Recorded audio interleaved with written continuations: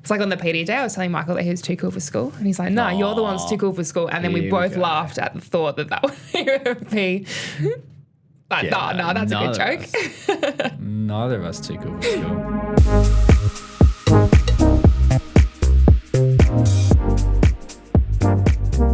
Welcome to the Integration Station. I am Michael, a child and adolescent occupational therapist, and with me today, again, is Eleanor.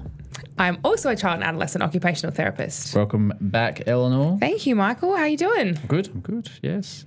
We'll continue to discuss how we can support the young people in our lives and hopefully find the fun in doing so. We have a Q&A format, so we'll take your questions, throw in some of our own, and hopefully provide some insight. We can be reached at podcast.otfcgroup.au. Otherwise, Instagram also gets a good hit out. Yep. So questions can be submitted there, and I don't know, I like to think we're a bit of PD in the pocket, a bit of extra PD for those listening. So you submit your questions, we'll answer them, and there's your PD done. You can track that for all your CPD records out there. All right? Sounds good. We are also, for Season 5, adding a few extra things in there. We've got our new segments. Couple of new segments with the theme. Therapy activity of the week.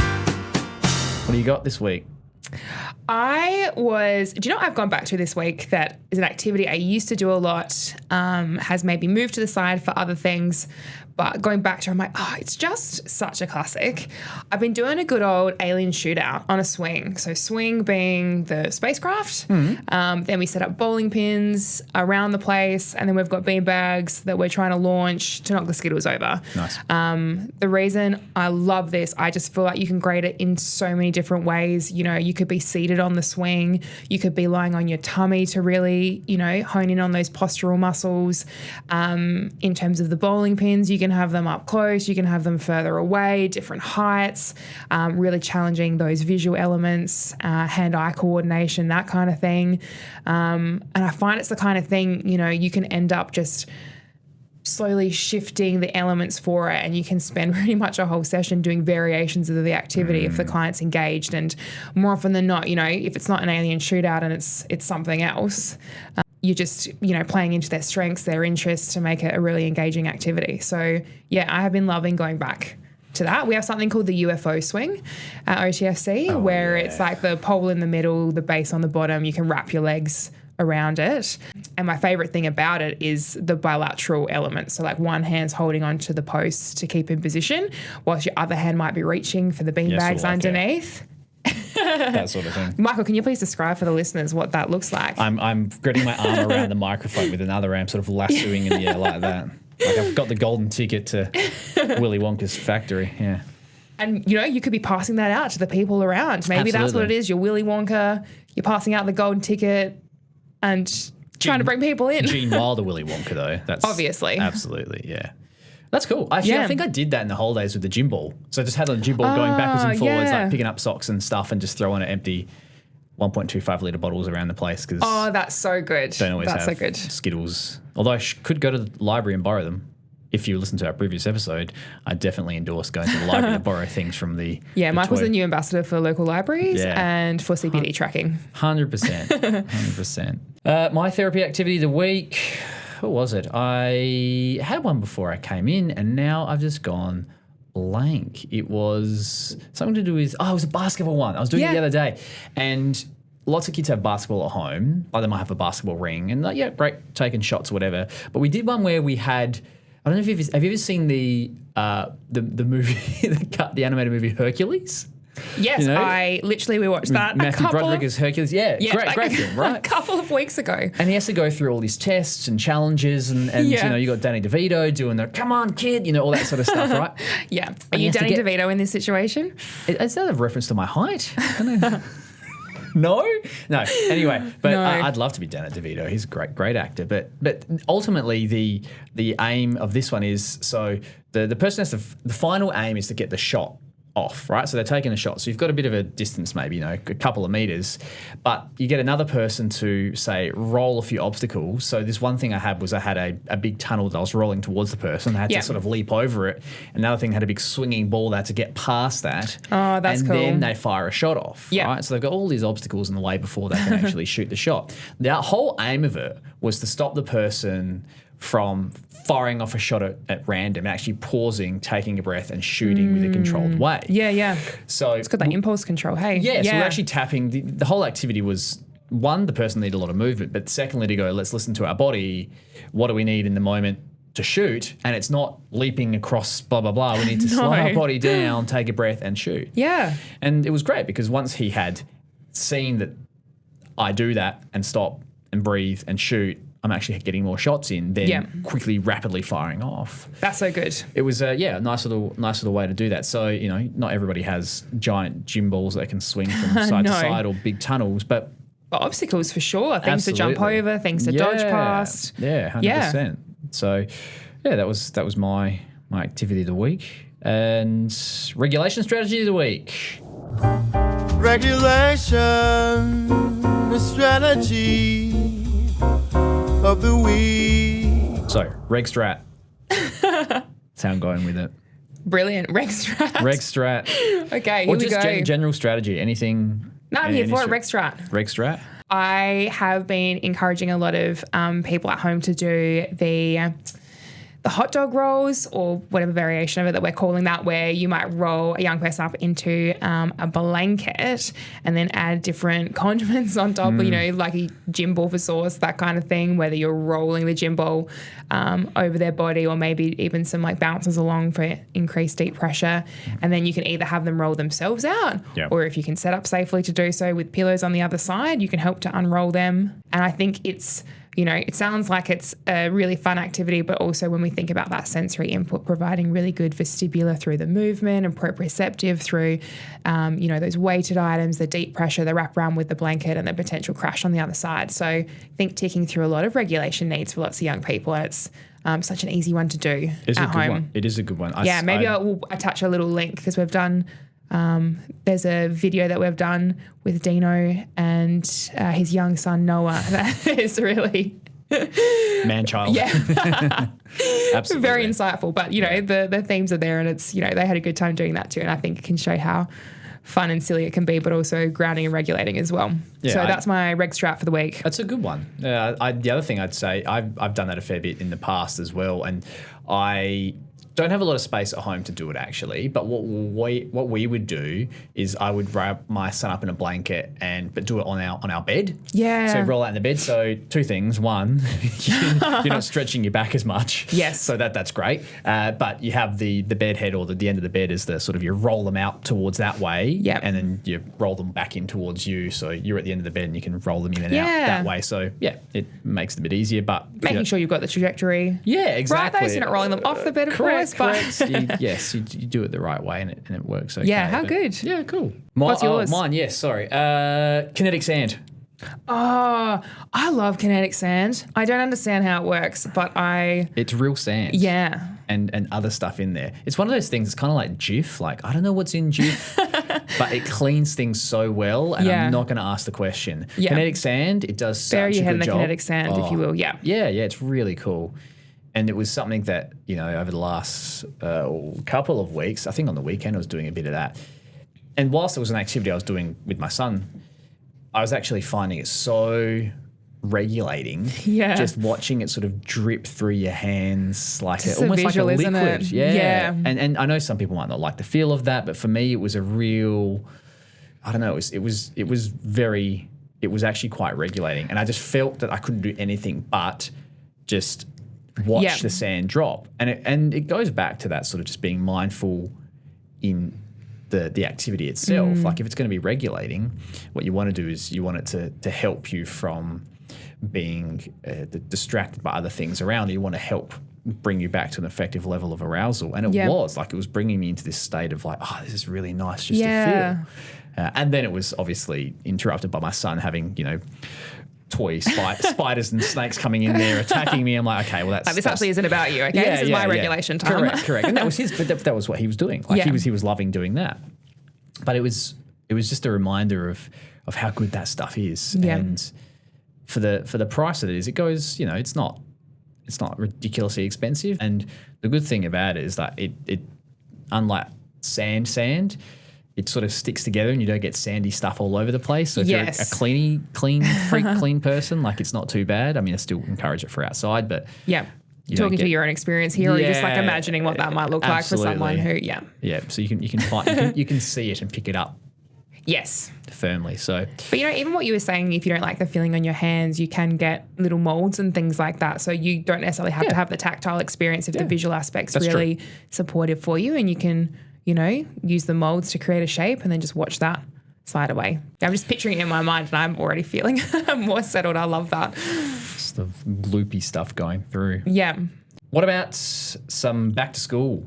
Yeah, we're getting to that time, aren't we? Hopefully the school holidays aren't going too quickly for everyone and you've had some good time to reset and recharge. But I think there are a lot of parents who are keen for their children to be going back. So, yes, that's fine. And probably that's speaking to, the shifts in routines and what the days look like. And, even for my young friends that I've been seeing in the clinic, hearing lots of things around later bedtimes, bigger sleep-ins, which doesn't necessarily fit on a school schedule. So we've already been chatting about, if I was thinking about a tip, each day in the couple of weeks in the lead up, just trying to wind back the bedtime a little bit, increase when you're waking, a bit earlier when you're waking up, just to try and get back on a little bit of a schedule as best you can, I think can be really helpful, and use whatever you need to as part of that, whether you've got, you've got a bit of a schedule set up, you're using alarms on your phone, whatever you need to start putting those things in place, I think will make it a lot easier for day one if we're back in a bit more of a usual routine for that.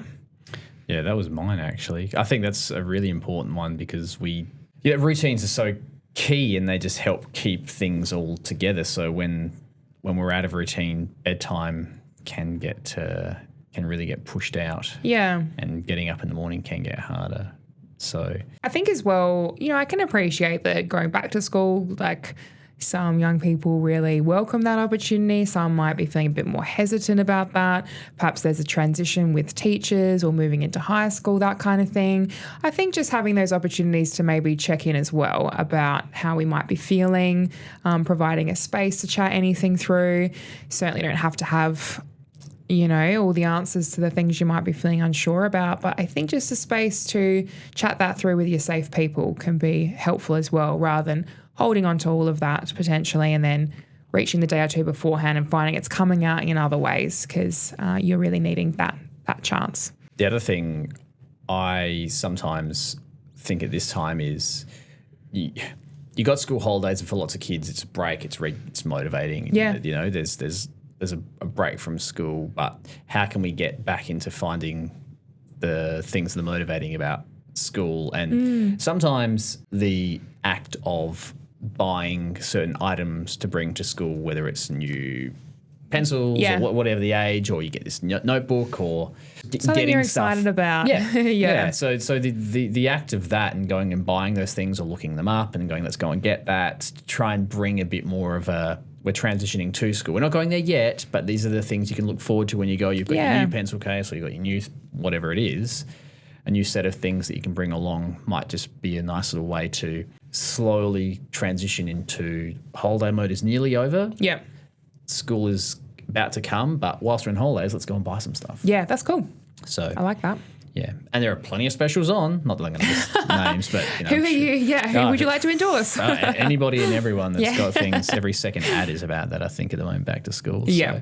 So a couple of ideas there that we can get back into school. And hopefully positive. Got some questions. Well, actually, no, not this time. I think the questions we had more from our last episode. This time we're going to touch on the National Autism Strategy that came out recently. So for those who may be familiar, the federal government spent a bit of time consulting, I think it was about 1,200, something like that, autistic people around Australia about what they think an autism strategy should look like.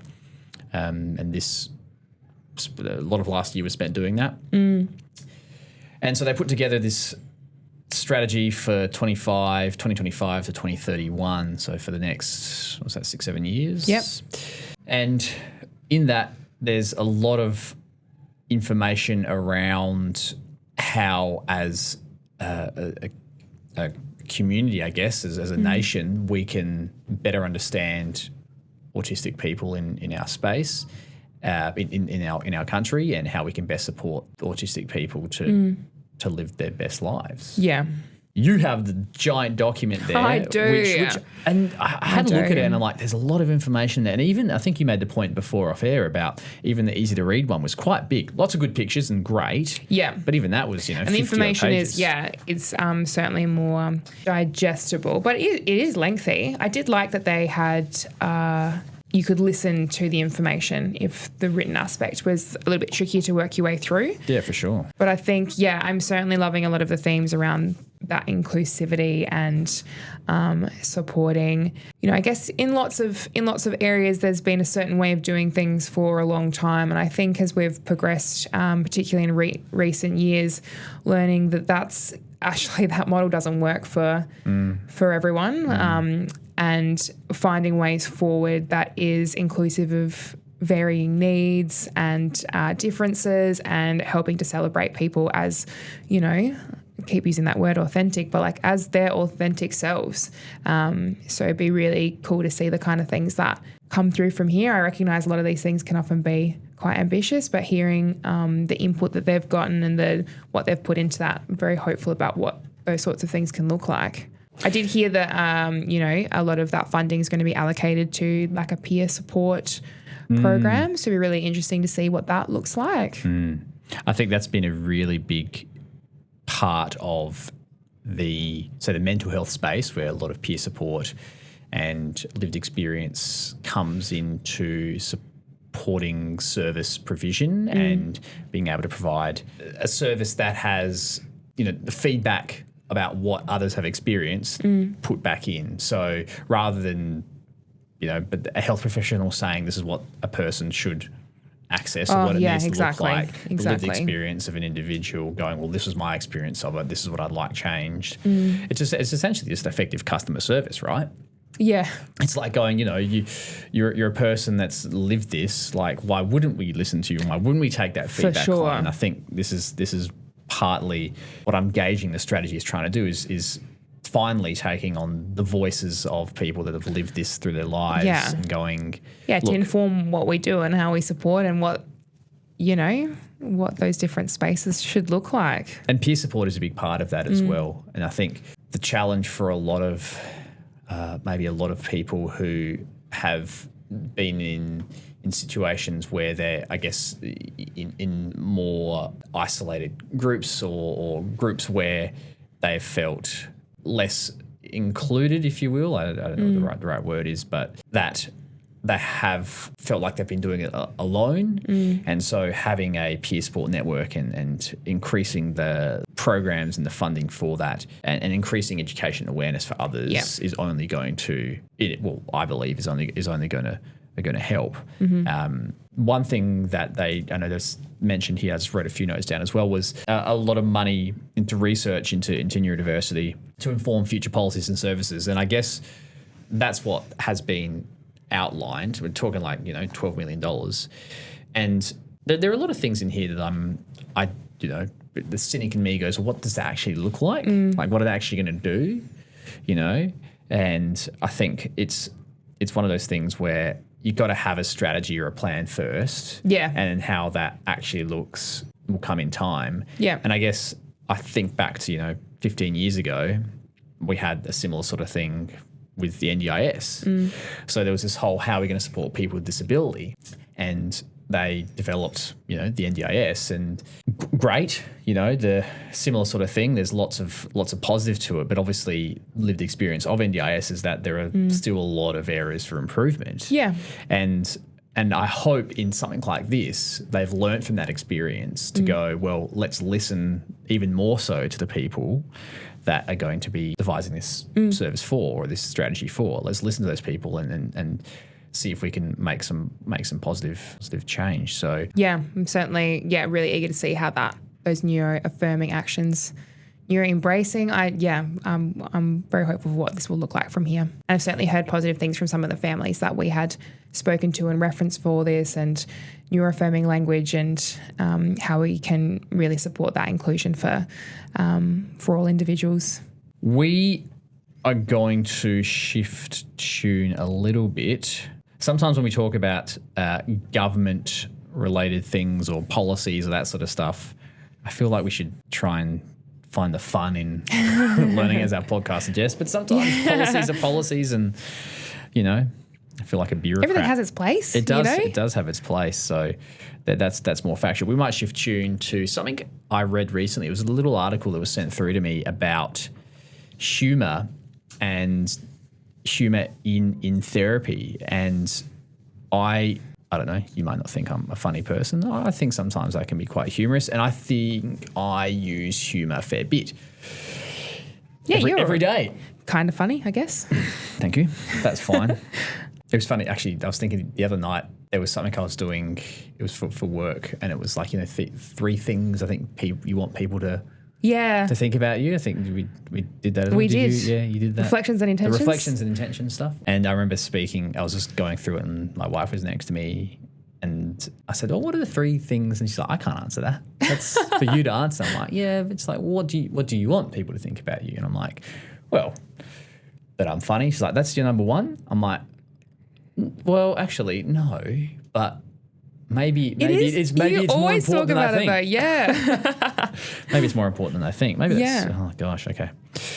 Bit vain of me. But anyway, humour in therapy. I read this and was like, this is They wrote this for me. Yeah, maybe they did. Maybe this is something that I am not utilising enough, or maybe it's something that I have been doing incidentally without realising the basis of what's actually going on there. And so within there, they were talking about different theories that underpin humour in therapy. And before I go into nothing like a scientific article to lay out how to be funny. Yeah, that is very true. They'll develop another policy on how to be funny in a second. I did hear once. I'll write a how-to for our organisation. I did hear once that someone said that, I can never find the reference, but that comedy or humour is the perfect mix of intelligence and kindness. Yeah. And I've heard you say that before. Oh, really? I think it's a great quote. Yeah, but you can't remember who it came from. From a podcast. It's a comedy podcast. I still can't to this day find where it is. I have to listen to every single episode of that. But anyway, it certainly rings true to me, because you were trying to use your skills or your knowledge that you have to connect with that person, and in doing so, that sense of attempt for connectedness is trying to be kind and trying to include that person in what's happening. Yeah. I think the best humour comes from playing into a person's strengths, something that they can, get on board with as well. Yeah, and common ground. And so when I think about that, and I think about how I use humour in my therapy, I was looking at some of those theories that underpin that. And so the article was talking about 3 different theories: incongruity theory, relief theory, and social bonding theory. And the last one in particular, the social bonding theory, talks about that connection that reduces those barriers and developing a rapport and relationship with the other person. And I think, this is obviously initially in reference to working with, say, an older population, but we do that all the time with children. Yeah. And so when you're thinking about humour, you're thinking about finding a level or a type of humour or an approach that works for that young person. Yeah. And being able to share that just builds that connection and fosters that social connection. And I think if you have that in your toolkit, it can go a long way to building relationships, positive relationships. So, I mean, obviously you're a funny person. You use humour a bit in your therapy. You like to laugh? I do like to laugh. Michael told me once that, if he's looking for an easy giggle, I'm a good person to go for. That's true. But I think it's just indicative of joy and playfulness, and, whether that looks like, as adults, as part of a conversation. And I think, the social bonding, like you said, it's an opportunity to connect, and you have this mutual experience based on what you're both offering from that, or whether it's in therapy with little people and you're getting that giggle out of them, and it's so engaging. And you can do that in so many different ways. And I really actually, I guess I'd not really thought about it until you'd sort of put this forward, but using that as a tool, it's so powerful. I've got a little friend that loves any slapstick humor, pretending to run into things. Oops, I didn't mean to do that. And they'll just, if I can bring that in, or doing, accents and things like that, that just gets a giggle out of them. Or I've got other clients that are a little bit more dry and off the cuff and will, it just is such a moment of connection. And I think a really nice thing, but a very powerful thing to bring into what you're doing. The other thing I like is the tension that gets reduced from humour, and obviously laughter. You think about laughing, and people talk about people that laugh a lot increase their life expectancy and all those sorts of things. Because I'm winning. Yeah, absolutely. And it just relaxes us, and it triggers that relaxation process. And I think that's so important, because sometimes when we're in therapy or we're working with our young clients, there can be some serious things that come out. And of course you want to treat those things appropriately. But at the same time, I think it comes back to where you can find those appropriate places for humour and laughter. It really does reduce stress. Like physiologically reduces cortisol and other things that come with those stress responses. So it reduces that feeling of tension, and I guess that emotional that respite from that stress response is something else that was mentioned about Freud's theory of relief theory, and that it does provide that release from tension. Yeah, exactly. And you think about any time can diffuse in the moment exactly before things can escalate and get really heightened. Yeah. Good chance to reset. Yeah. So I think that when I'm using it, obviously trying to have to be cautious of it, but I use it a lot to reframe thoughts. Or someone says something to me that is like this, particularly when I have, say, teenage clients that come into me with really they're thinking something that is quite a rigid thought, and I'm thinking, I can get where you're coming from, and I come up with a humorous response, obviously appropriately. I'm not trying to and validating, validating, but also come up with a response that sometimes is absolutely ridiculous, and it's so silly. They're like, well, that's just stupid. That's just so silly. Well, I'm like, oh, well, I just taking a guess and just throwing it out there, and that can just completely change the mood, and it can certainly reframe some of those negative thoughts just by throwing in a bit of humour as well. And even if you're thinking about some of those cognitive behavioural therapies where it's, sometimes to help in some of those processes, you're thinking of the worst case scenario. But if you can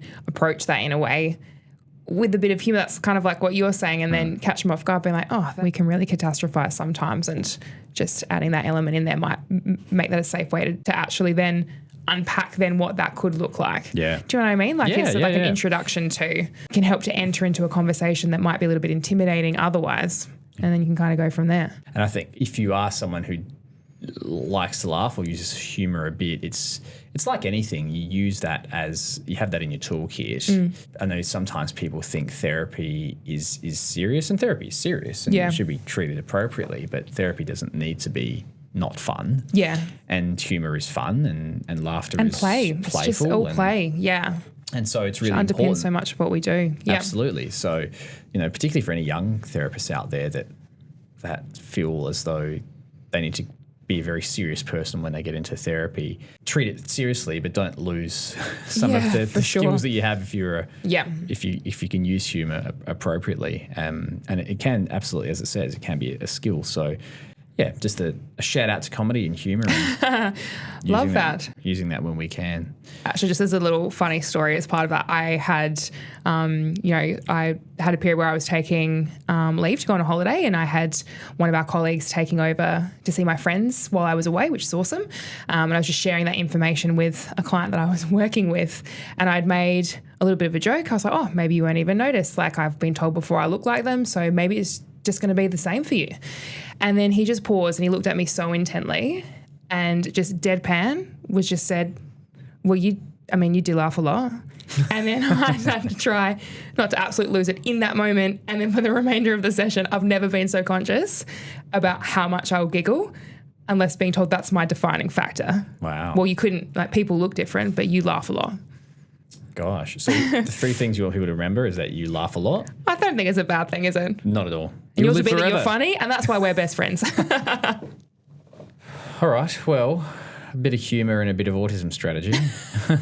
In an episode, I made you laugh. See, didn't have to do anything. I just said what we had done today. I know, you just being yourself. You are a funny guy. Thank you. I tried to, just shrug it off before, but I didn't mean it. You're very funny. That's good. Well, hopefully the listeners find it funny. They might find me annoying. I'm sorry, but that's who I am. So yeah, it comes part and parcel. So, yeah, exactly. But we do like getting questions as well. So please send them through to the channels as mentioned at the top of the episode. That's either through Instagram at OTFC Group, otherwise our podcast otfcgroup.au email. And if you like PD, listen to the podcast because this is Pocket PD. You can listen to it whenever you want. Going for a run. You like to run? I know our producer likes to go for a run. Yes, I am trying to get back into running, actually. I've been very injury prone with that in the past, but I'm chipping away. Actually, I did read an article that high foam shoes can cause greater injuries because you don't feel the foot on the road as much as recent article. Is there a shoe you'd like to plug as part of that? Goodness me, what are these people paying you? No, not at all. No, but anyway. My shoes do have a lot of foam though. Well, you need sorry, I'm not saying you're running barefoot, but you do need some foam for shock absorption, but they're saying that too much. Anyway, I won't get into details. Running tips will be in the next episode. That's the next episode. But yes. Well, thank you for coming on again today. Thanks, Michael. And one more shout out to Fletch. I hope he's still listening, because I know he likes to listen, and this is free PD for Fletch as well. So yes, can't wait for him to come through and share with me some of his learnings. Yeah, what he took away from it. Awesome. All right, we'll see you next time. See you, everyone.